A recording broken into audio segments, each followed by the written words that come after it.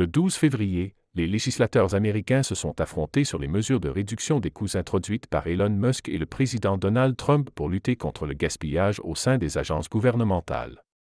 Cette discussion a mis en lumière des tensions politiques, notamment entre les partis démocrates et républicains, sur la manière de gérer les finances publiques et de réorganiser les institutions fédérales.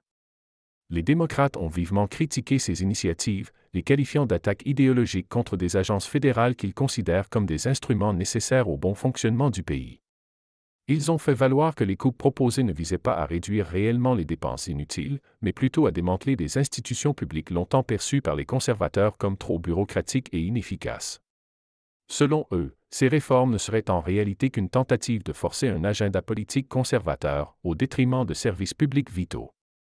Depuis l'investiture de Donald Trump le 20 janvier, Elon Musk, en tant que chef du département de l'efficacité gouvernementale, DOGE, a supervisé un programme intensif visant à réduire les dépenses du gouvernement. Musk a envoyé ses équipes pour analyser les systèmes informatiques des agences publiques, scrutant minutieusement les informations sensibles liées au paiement et au personnel. L'objectif de cette initiative est d'identifier des domaines où des économies peuvent être réalisées, en se concentrant particulièrement sur les fraudes potentielles et les inefficacités. Cela a conduit à la dissolution de 2 agences importantes, l'une qui offre une aide essentielle aux populations vulnérables dans le monde entier et l'autre qui protège les consommateurs américains contre les pratiques financières abusives. Trump et Musk ont annoncé leur objectif de réaliser jusqu'à 1 000 milliards de dollars d'économies en mettant en place des mécanismes pour détecter et éliminer les fraudes et les gaspillages au sein des organismes publics. Cette initiative s'inscrit dans une volonté plus large de réformer le gouvernement fédéral afin de réduire sa taille et son rôle dans certains secteurs. Cependant, les actions de Musk et Trump ne se limitent pas à des réductions budgétaires. Leur projet de réforme, baptisé Projet 2025, comprend des propositions pour la suppression ou la réduction de l'effectif de plusieurs agences gouvernementales.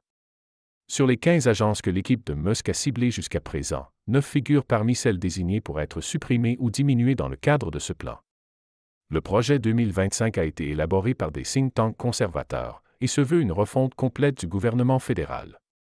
Selon les partisans du plan, de nombreuses agences auraient été infiltrées par une élite de gauche qui utiliserait les fonds publics pour promouvoir des politiques progressistes et libérales, souvent perçues comme opposées aux valeurs conservatrices.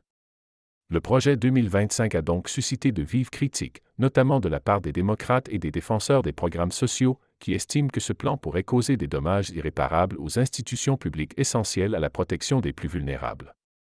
D'un autre côté, les républicains et les partisans de la réforme jugent ces réductions nécessaires pour redresser une bureaucratie trop coûteuse et inefficace et pour revenir à un gouvernement plus léger, selon une vision idéologique conservatrice.